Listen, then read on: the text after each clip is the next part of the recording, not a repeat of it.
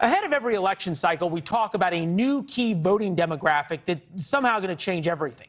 In the 2000s, it was Christian evangelicals. In the 2010s, it was Hispanics. 2020, it was all about white moms upset with Trump's tweets.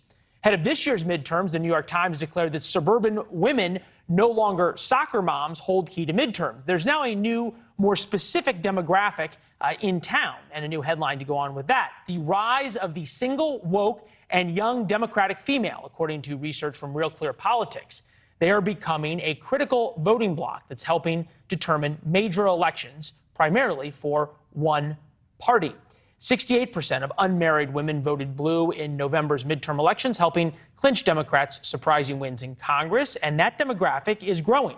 Single adult women now total 42 million, comparable to the number represented by the key African-American voting bloc. As you can see, they are getting close to that. Lauren Wright joins us, associate research scholar, lecturer in politics and public affairs at Princeton University. Is this a game changer? No. I mean, that's not a very exciting answer, but really it's the splicing and dicing. We have you here for the truth, blocks. not for excitement necessarily. Okay.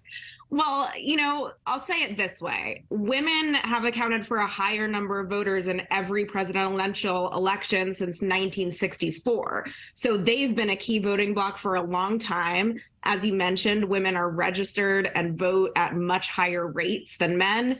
And then you combine that with Democrats and progressives, and you have, yes, a voting bloc that reliably votes for Democrats. But generally, when we talk about decisive groups of voters, we're really looking at voters that swing from one party to the other, that those independents. Right. I get that. I guess the argument I want to give them a reliable bloc of voters. Yeah. Yeah, no, you got to give them their due, right? But the RealClearPolitics, their argument is that that reliable group of voters of single woke females, single white females, is growing because women are waiting longer to have kids.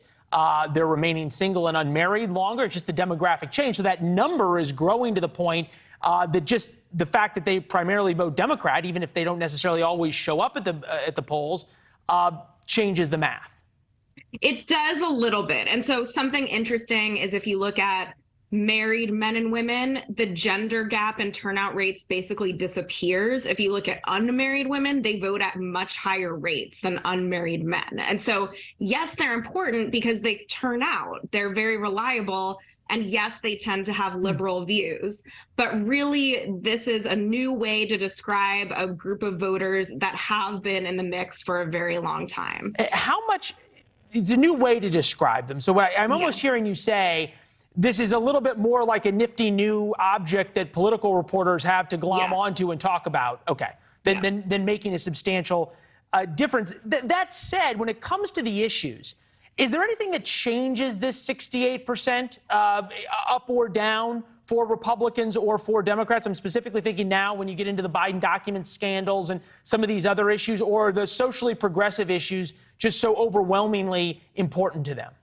Well, and again, just to put it in context, 55% of women voted for Biden in 2020 and 60% of voters under 30 voted for Biden in 2020. So again, you can get there if you combine these groups. But abortion is one of these issues I think you're referring to where it's really interesting. If you look at voters who are in the age group 18 to 29, 75% of them think abortion should be legal in all or most cases. That drops off drastically when you look at older groups of people. And then there's just a baseline gender gap. 63% of women think abortion should be legal, 58% of men. And so again, you do have these issues where there are gender differences and differences between Democrats and Republicans. And when you combine those, you get a more reliable, or I guess consistent statistic would be the way to say it. All right. And you have to think also sort of this group probably tends to concentrate just by demographics issues, places like California, New York, Pennsylvania. Not necessarily big swing states. I guess Pennsylvania you would add that to. Hey, Lauren, it's great to see you. Thank you as always. We'll talk soon. Okay. Yeah, thank you. Thanks for watching. Go to newsnationnow.com to find NewsNation on your television provider. And don't forget to subscribe. Click the red button to get more of NewsNation's fact-driven, unbiased coverage.